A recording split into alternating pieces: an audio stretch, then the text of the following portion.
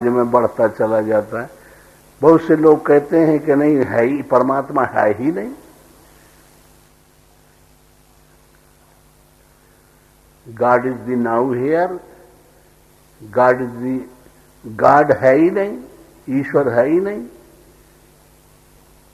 तो इस तरीके से ये परमात्मा की व्याख्या सिद्धांतों की दृष्टि में पकड़ में जब आ जाती है तो बहुत तिकड़मबाजी आ जाती है। हाँ, कवि कहते हैं, एक हुआ है अनीश्वरवाद, जिसको चार वाक्य सिद्धांत कहते हैं। वो कहता है कि ईश्वर है ही नहीं, गॉड इज नो होयर, गॉड है ही नहीं। ये तो सृष्टि है, अपने आप ऑटोमेटिक कॉन्स्टिट्यूशन चल रहा है। एक करता धरता कोई चीज नहीं इसमें। तो अलग अलग विचारधारा हैं तमाम प्रकार के। ताओ अलग कुछ कहता है, कन्फ्यूशियस अलग कहता है, जैन, बौद्ध और हिंदू ये धर्म थोड़ा थोड़ा अंतर करके करीब करीब एक जैसे। अच्छा, जानते हो एक पिता के विपुल कुवारा होए पृथक गुणशील अचारा। हाँ, कोई बेईमान निकल जाता है, कोई पियक्कड़ निकल जाता है, कोई बहुत बुद्धिमान निकल जाता है, कोई विज्ञानी निकल जाता है, कोई राजा निकल जाता है, कोई माइट इज राइट वाला निकल जाता है, कोई मंगता निकल जाता है। ऐसे ही है यह। तो इस ढंग से जो है, लेकिन ये अपनी समझ के अनुसार है। तो समझ में ये आता है कि परमात्मा में वो क्षमता है, क्योंकि परमात्मा को मानना बहुत जरूरी है। ये सृष्टि में क्रिया हो रही है, हरकत हो रही है, शून्य नहीं है। ये में हरकत हो रही है। अब हल्दी और चूना को मिला दो तो हल्दी पीला रह जाए, सफेदी रह जाए। ये हरकत कहां से आ गई? ऐसे हर चीज में हरकत हो रही है, क्रिया हो रही है। ये कहीं चलती चली जा रही है सृष्टि, और स्वयं में भी अपने कार्य करती जा रही है। ऐसे ढंग से इसमें कोई कर्ता धर्ता तो है ही है किसी न किसी तरीके से। और जिन जगहों पर ये प्राण वायु नहीं है, वहां पाए तो गए हैं बहुत से खंड विखंड।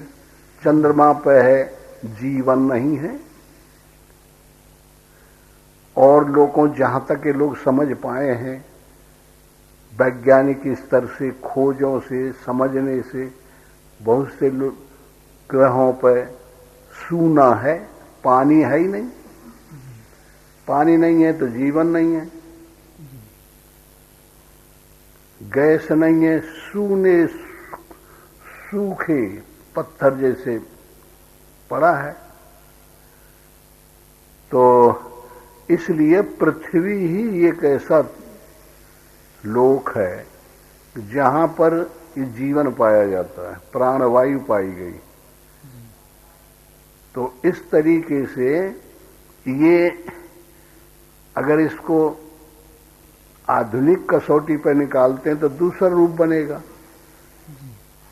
और जो पुरातन कसौटी पे लेते हैं तब ठीक आता है, उससे मिलान करते हैं। और ये तो मन की हरकत के ऊपर है। मन की स्थिति जब जिस प्रकार की हो जाती है वैसा ही सामने दिखाई पड़ने लग जाता है।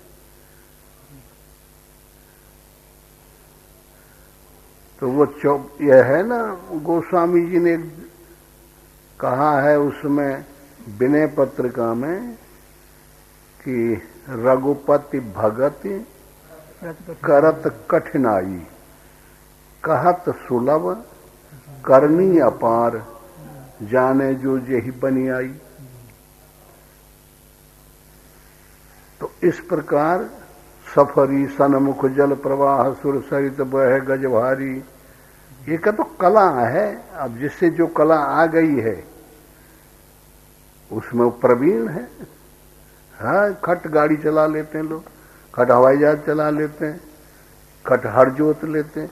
अब हम नहीं जोत पाते तो वहां खड़े होकर क्या करेंगे, गिर जाएगा ना। तो जिससे जो कला बन जाती है, ऐसे ही है ये परमात्मा की कला है। अगर ये आ गई तो फिर कल्याण हो गया, नहीं आई तो कुछ नहीं। हाँ, पढ़ो।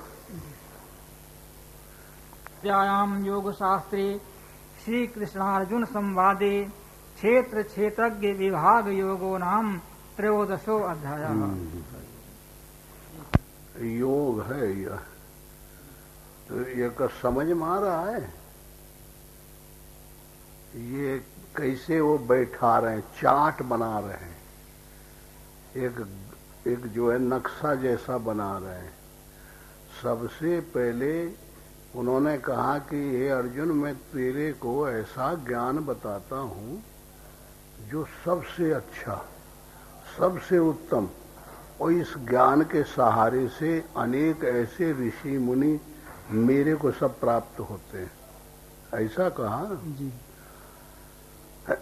तो वो ज्ञान जो निर्लेप, एक रस आकाशवत, सृष्टि रहित अद्वितीय परमात्मा है, परावर जिसको कहते हैं, उत्तमा पुरुषस्तन्य परमात्मेति उदाहृतम यो लोक त्रयमावेशम विभर्तव्य ईश्वर, जो उत्तम पुरुष है, जो पैदा होने और न पैदा होने से परे है, ऐसा प्रसुप्त रूप में परमात्मा है, उसका नाम तो ज्ञान है, जिसमें सृष्टि कदाच नहीं है, समझे?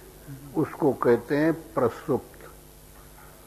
और जब वो उदार होता है तो प्रकृति योनि बन जाती है और परमात्मा अनुगत चेतन का प्रतिबिंब जीव बन जाता है। जैसे महर्षि पतंजलि कहते हैं, ऋतम भरा तत्व प्राज्ञा, जो साधना करते करते करते साधक की बुद्धि ऋतु में भर जाए, मतलब गर्म हो जाए, ज्ञान को पाने के लिए तैयार है, पात्रता आ जाए, तो परमात्मा का चेतन का प्रतिबिंब पड़ जाता है, बीज धारण करके। नहीं तो फिर उसमें वो अनादि पुरुष जो एक रस है, व्यापक है, शुद्ध है, बुद्ध है, अजन्मा चिंतन अरूप है, अलग है, अविनाशी है, ऐसा जो परमात्मा है, सृष्टि से भी परे, वो रहता है उसमें, वो अनाद है, वो सबका सार है। तो ऐसे ढंग से ये प्रकृति जो है माँ के जैसी है और परमात्मा पुरुष जैसा है। तो अब सबसे स्वरूप तो वो हो गया परावर, परे, जब प्रकृति और पुरुष ये दोनों नहीं है। ये जो पुरुष बताया कि जब बीज धारण करता है तो ये विष्णु लेवल की टाइटल है, विष्णु, समझ में आएगा? विष्णु सतोगुण अनुगत अनिवय व्यतिरेक रूप जुक्ति के चेतन का प्रतिबिंब है, और तमो रजोगुण चेतन का प्रतिबिंब, अनुगत चेतन का प्रतिबिंब ब्रह्मा का है, और तमोगुण शंकर जी का है। ये तीनों टाइटल हैं परमात्मा ही की, इनके काम करने से ये तीनों ही फिर सृष्टि जहां तैयार हो जाती है, प्रकृति माता के सदृश है, परम पिता पुरुष के सदृश है, पिता के सदृश, और ये तीनों जो है उसके क्रिया क्षेत्र हैं, सतोगुण, तमोगुण और रजोगुण। एक बुरा से बुरा कर्म करने वाला, एक बीच का कर्म करने वाला, एक बहुत अच्छे से अच्छे कर्म करने वाला, समझ में आएगा? इनकी स्वभाव गति ऐसी है कि जहाँ सृष्टि संसार में हमारी जो अंतःकरण है, मन है, संकल्प होने वाला, चित है, चिंतन करने वाला, निश्चय करने वाली बुद्धि है।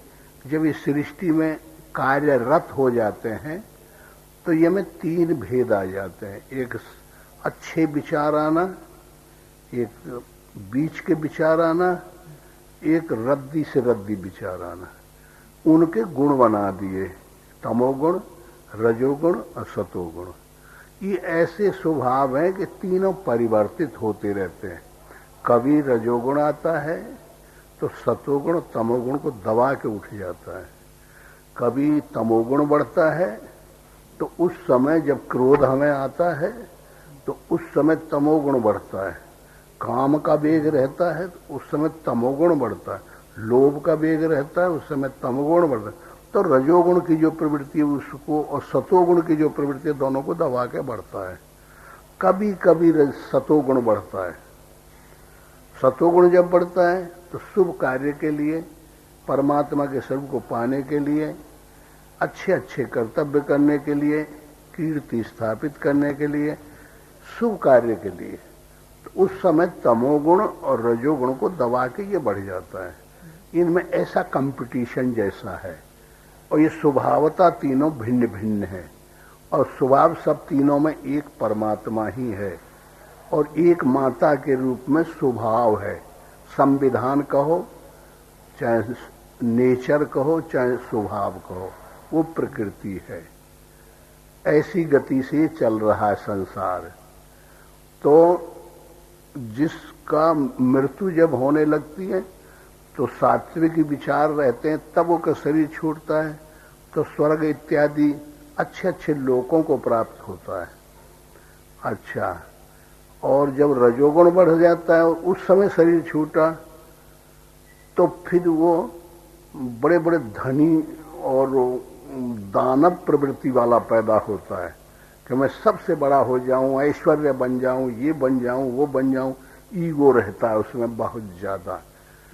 अच्छे कर्म रखता है, आधे आधे बुरे कर्म ले लेता है।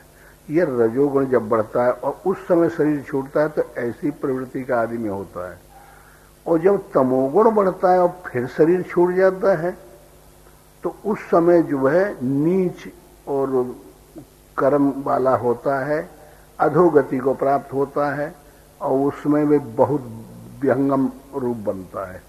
तो इस तरीके से इनके कर्मों के विभिन्न भेदों को स्पष्ट करते हुए और कृष्ण कह रहे हैं, अर्जुन तू इस क्षेत्र और क्षेत्रज्ञ के धर्मों को इस ढंग से समझ और ऐसे मुझे वही मान जो प्रसुप्त रूप में सबसे परे हूं। इसमें 2 ही पुरुष हैं, एक तो प्रकृति और एक पुरुष। ये दोनों अभय अनादि हैं, दोनों अनाद हैं। और ये जब प्रसुप्त, जब सृष्टि विलय हो जाती है, जो साधना करते सृष्टि में रहते रहते तमोगुण से जीत के नहीं रजोगुण को प्राप्त करता है, रजोगुण साधन से फिर सतोगुण को प्राप्त करता है, सतोगुण का त्याग करके तीनों गुणों का जब त्याग कर दे तब मुझे वो प्राप्त करता है। तो जब ऐसे ढंग से मुझे पा जाता है तो उसको मैं प्राप्त होता हूं। वो फिर न प्रलय कब आती है तब उसमें चलायमान होता है, न वो किसी दुख में दुखी होता है, न सुख में सुखी होता है, न कभी पैदा होने वाला है। ऐसी गति को प्राप्त होता है। ऐसी शैली से ये बता रहे हैं। समझ में आ गया है? हाँ, अब पढ़ो आगे। फिर कौन करवट लेते हैं, फिर समझो।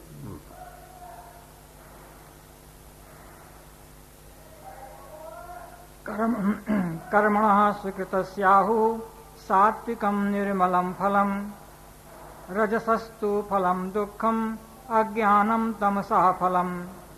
क्योंकि सात्विक कर्म का तो सात्विक अर्थात सुख, ज्ञान और वैराग्यादि निर्मल फल कहा है और राजस कर्म का फल दुख एवं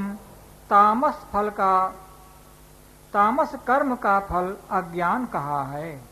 प्रकाशम च प्रवृत्तिम च मोहमेव च पांडव न द्वेष्टि न संप्रवृत्तानि न निवृत्तानि कांक्षति। इस प्रकार अर्जुन के पूछने पर श्री कृष्ण भगवान बोले, हे अर्जुन, जो पुरुष सत्व गुण के कार्य रूप प्रकाश को और रजोगुण के कार्य रूप प्रवृत्ति को तथा तमोगुण के कार्य रूप मोह को भी न तो प्रवृत्त होने पर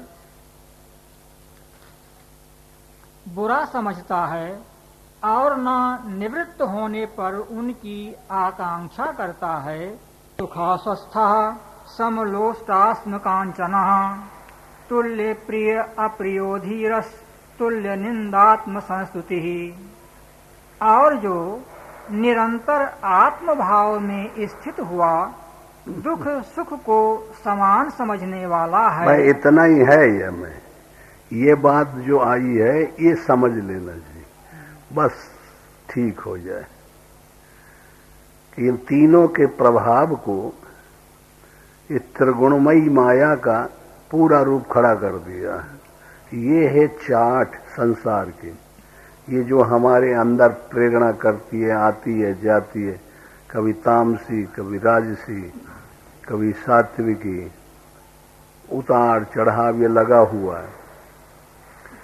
वो कहते हैं कि हे अर्जुन, जो व्यक्ति तामसी स्वभाव आया, तामसी अंदर से प्रवृत्ति हुई और उससे न तो प्रेम करता है और न वो बैर करता है, न उसे चाहता ही है और न उसका त्याग ही करना चाहता है, जो तटस्थ रहता है।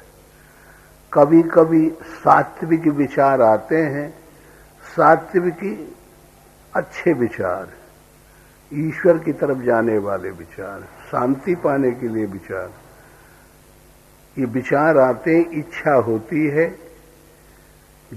प्राप्त करने की रुचि आती है, उनमें उसके अंदर ऐसा एक विचार तैयार हो गया है कि उनको वो चाहता नहीं, न तो अच्छे विचार चाहता, न बुरे विचार चाहता, न शांति चाहता, न अशांति चाहता, तटस्थ रहता है।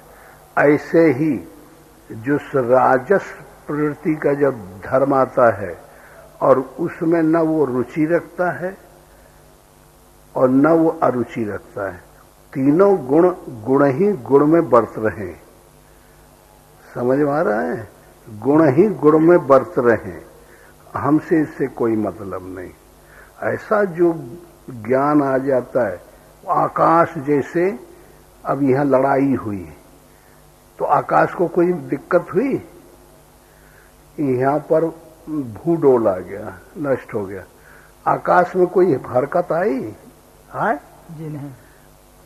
पानी आएगा, पृथ्वी आएगी, इस जगह पर ब्रह्मांड हुआ, आकाश को कोई दिक्कत हुई?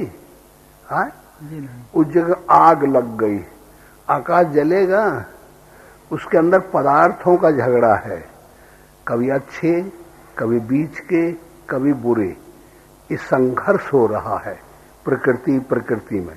अपने आप ही अपने अंगों को प्रकृति तामस बन के सात्विक के अंगों को खाती जा रही है, तो वो बढ़ती चली जा रही है।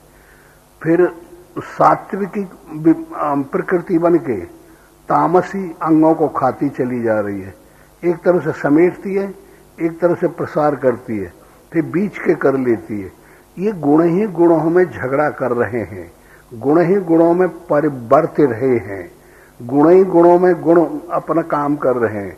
हम आत्मा एक रस व्यापक शुद्ध बुद्ध एक रस है, आकाश जैसा है, ऐसा ही तुम बन जाओ, वो कह रहे हैं। बस तुम्हारा स्वरूप ये है, सब कुछ करते हुए तुम अकर्य बन जाओ, कुछ भी नहीं करता वो, बस इसका त्याग हो जाएगा और वो स्वभाव तुम्हारे अंदर जड़ जमा ले। हाँ, बस वो भगवान को प्रिय है।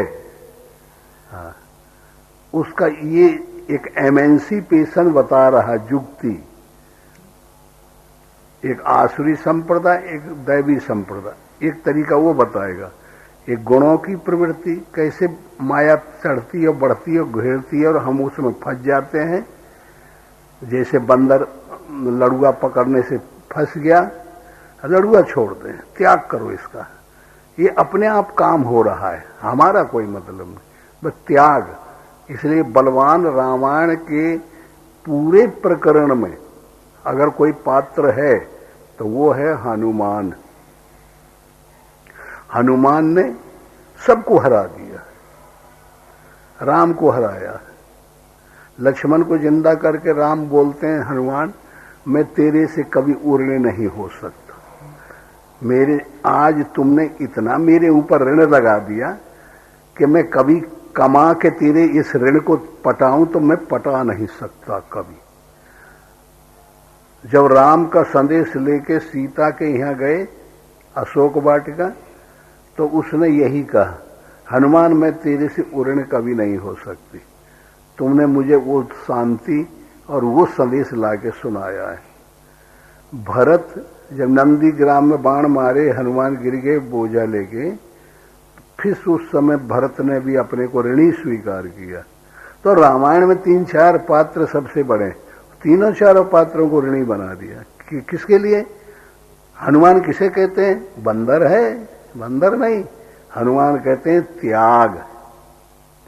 हाना न करे, नष्ट करे अभिमान का, उसका नाम है हनुमान। तो वो त्याग हमारे अंदर आना चाहिए, संसार का नष्ट कर देता है, ईगो का, अहंकार को नष्ट कर देता है, सबको नष्ट कर देगा। तो जो साधक के पास हनुमान है उसका उद्धार होगा अवश्य। हनुमान नहीं है उसका उद्धार नहीं हो सकता। इसलिए एक ऐसा तरीका बताते हैं कि ये तेरे समझ में नहीं आया तो तेरे नेचर से मिलान खाता हो तो ये तरीका अपना ले। अगर गुणों वाला तरीका नहीं आता तो दैवी संप्रदाय वाला तरीका अपना ले। ये भी तेरी समझ में नहीं है तो ध्यान वाला तरीका अपना, ध्यान योग के द्वारा। बस कुछ भी न देखो, ध्यान लगाओ, परमात्मा आकाशवत एक रस है जो हलन चलन से रहित है, न सतोगुण पकड़ पाता, न तमोगुण पकड़ पाता, न रजोगुण पकड़ पाता, न प्रलय हो जाती तो प्रलय नहीं पकड़ पाती। आकाश में प्रलय काई की होगी? कोई पदार्थ है?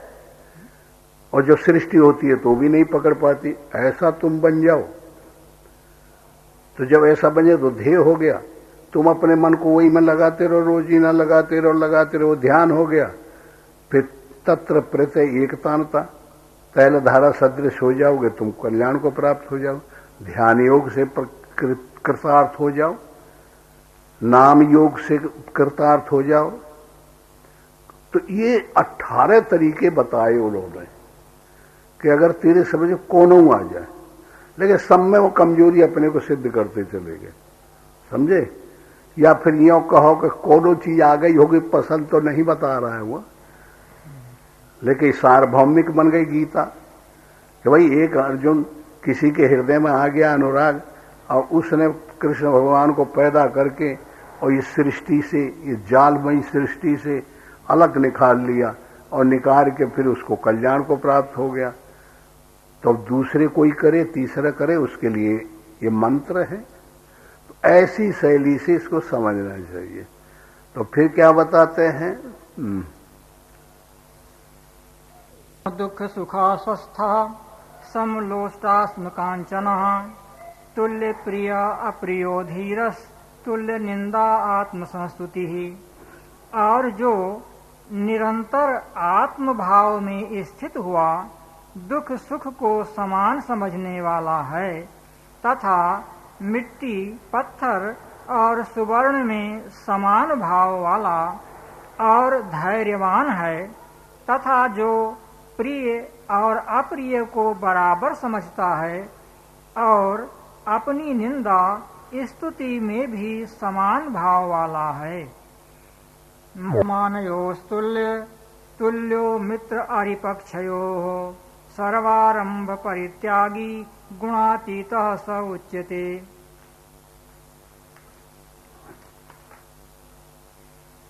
तथा जो मान और अपमान में सम है, एवं मित्र और वैरी के पक्ष में भी सम है, वह संपूर्ण आरंभों में कर्तापन के अभिमान से रहित हुआ पुरुष गुणातीत कहा जाता है।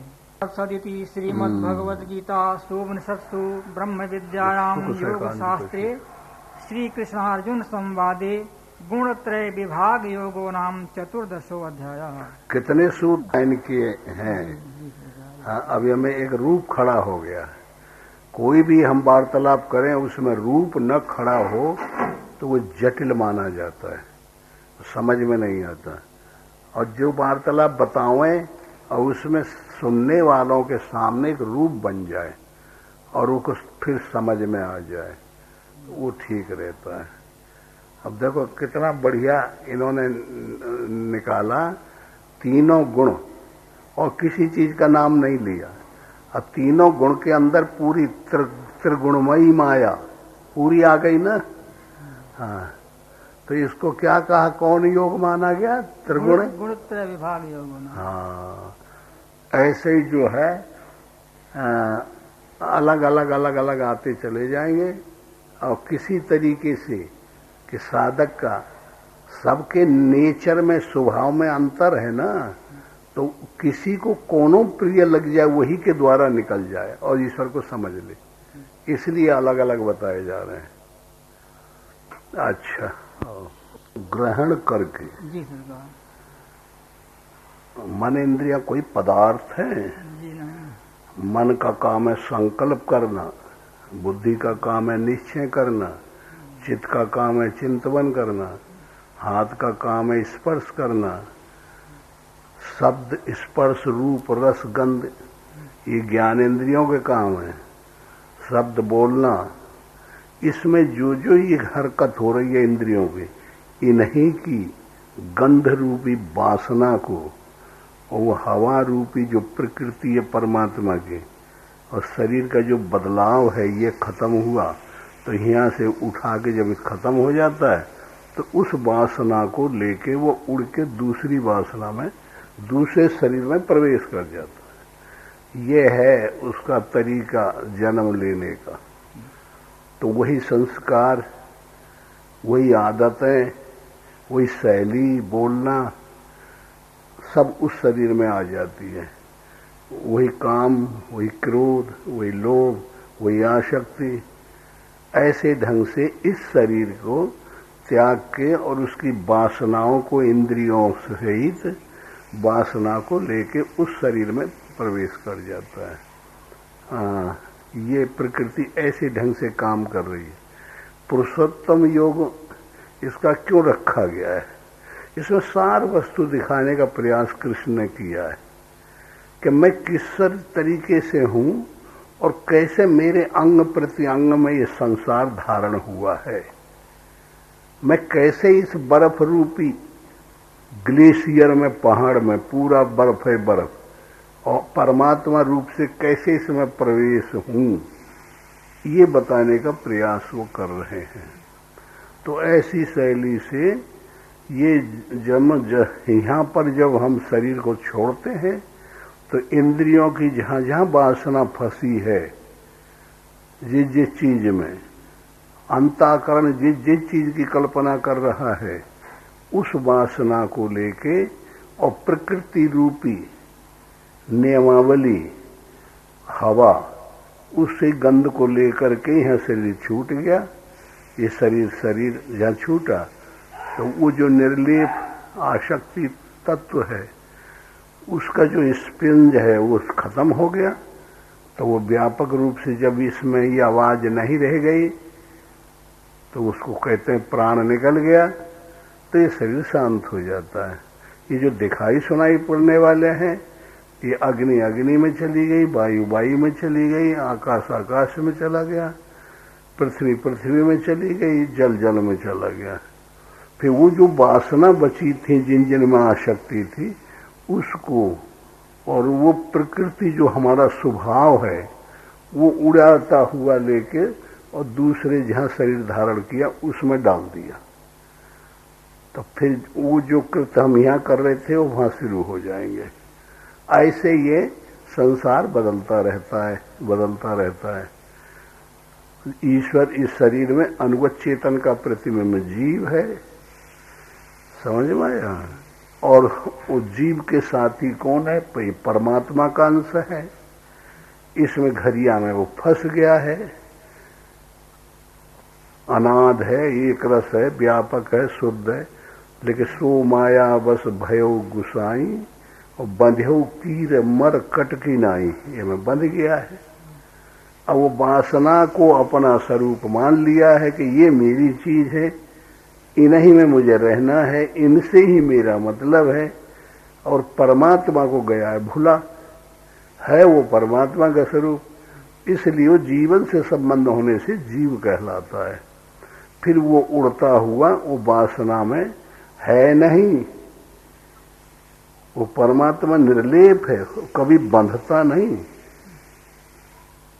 लेकिन बनावटी जो ये संसार की कल्पना है, इसी में जो स्वभाव हमारा बन के आकाश में तैयार हो गया है, ये बांध के उड़ाते हुए वो में ले जाता है, उससे वो में ले जाता है, ऐसे उड़ता रहता है। इसलिए उचित यह है, वो ये अर्जुन से कहना चाहते हैं कि इस शरीर को अब तुम वासना रहित हो जाओ, अंतःकरण रहित हो जाओ, मन से संकल्प करो, लेकिन आसक्ति त्याग करके, कर्तव्य करो लेकिन फल का त्याग करके, स्पर्श करो लेकिन उसके भावना को त्याग करके, संसार में रहो लेकिन ईश्वर को याद करके, जो मैं सर्वत्र हूं, सबके अंदर प्रवेश हूं, जैसा कि ऊर्ध मूल मधशाख मस्वत्थम बताया है ना, ऐसा मूल रूप से मैं सबके अंदर हूं। जहां तहां कैसे काम जीव रूप से इस शरीर में काम करता हूं, सूक्ष्म शरीर में इच्छा करने के लिए ब्रह्मा रूप से हूं, सृष्टि पैदा करता हूं। संसार शरीर में अनुगत चेतन का प्रतिबिंब शंकर का हूं, संहार करता हूं, और विष्णु रूप से चेतन का प्रतिबिंब कारण शरीर में हूं, सबका पालन पोषण भरण पोषण करता हूं। और मैं निर्लेप हूं, कुछ नहीं करता हूं, सब कुछ को धारण पोषण करते हुए, ये मेरा एक स्वभाव है। उसको प्रकृति कहते हैं, उसका संविधान कहते हैं। उसका त्याग कर दो तो तुम मेरे में आ जाओगे, और जब उसमें लीन रहोगे तो मेरे से बिल्कुल अपोजिट हो जाओगे, भिन्न हो जाओगे। संसार को मुझे मान लिया है तुमने कर्ता धर्ता। हम कहते हैं, ईश्वर कहता है कि तुम मुझे कर्ता धर्ता मानो, और मेरा स्वरूप व्यापक है, सर्वत्र है। ये आकाश, ये पृथ्वी के, ये दीवाल के अंदर, ये दीवाल रोक नहीं सकती। पारदर्शी तत्व को ये दीवाल नहीं रोक सकती, पत्थर नहीं रोक सकता, धातु नहीं रोक सकती, सब में प्रवेश है वो। ऐसे ही मैं सब में व्यापक हूं और सबसे भिन्न हूं। इसलिए मेरा स्वरूप, मेरे पास दो कलाएं हैं, एक सबसे अलग, आने में व्यतिरेक, सबके अंदर हूं और सबसे अलग हूं। और मानव के पास एक कला है, जब वो शरीरधारी होता है तो अपने को शरीर मान लेता है, और जब नंगा हो जाता है तो फिर वायु ये जो है वासनाएं मान लेता है, शरीर झड़ छोड़ा, वो निर्मल नहीं हो पाता। तो ऐसी शैली से इसमें अच्छी तरह से मुझे इसे जान लो और मेरे में स्थित हो जाओ, और इनको सब सो मन से मारो।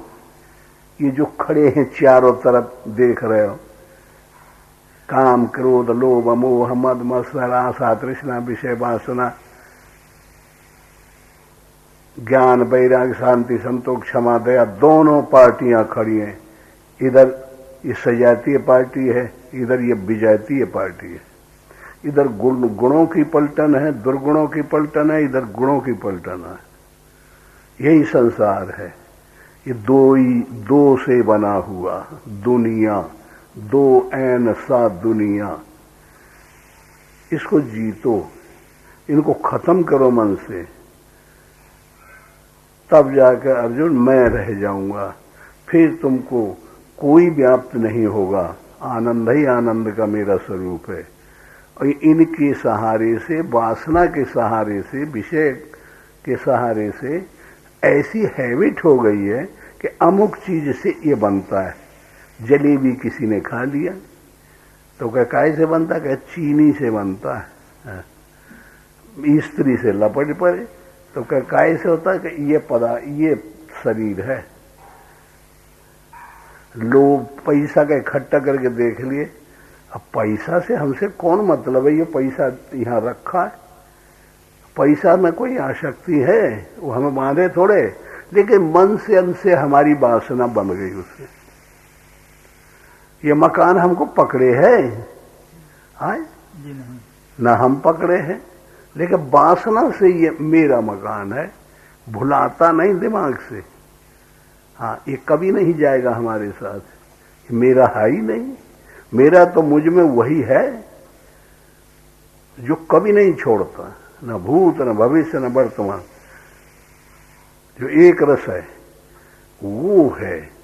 उसका हम साथ जिंदगी में रहते रहते कैसे कर लें, ये कला सीखना है, ये युक्ति सीखना है। और इसका साथ इनमें रहते रहते इनसे कैसे त्याग कर ले, ये एमेंसिपेशन सीखना है। अच्छा, पढ़ो। करती है वहां तक सही नहीं, ये और आगे तक जाते हैं, ये हमको लेते हुए आगे निकलते हैं, ये पतन करने के लिए ले आते हैं। इसलिए बाली न तो राक्षस पार्टी में सम्मिलित है और न देवताओं में सम्मिलित, ये बीचे बीच में रखा गया है ना।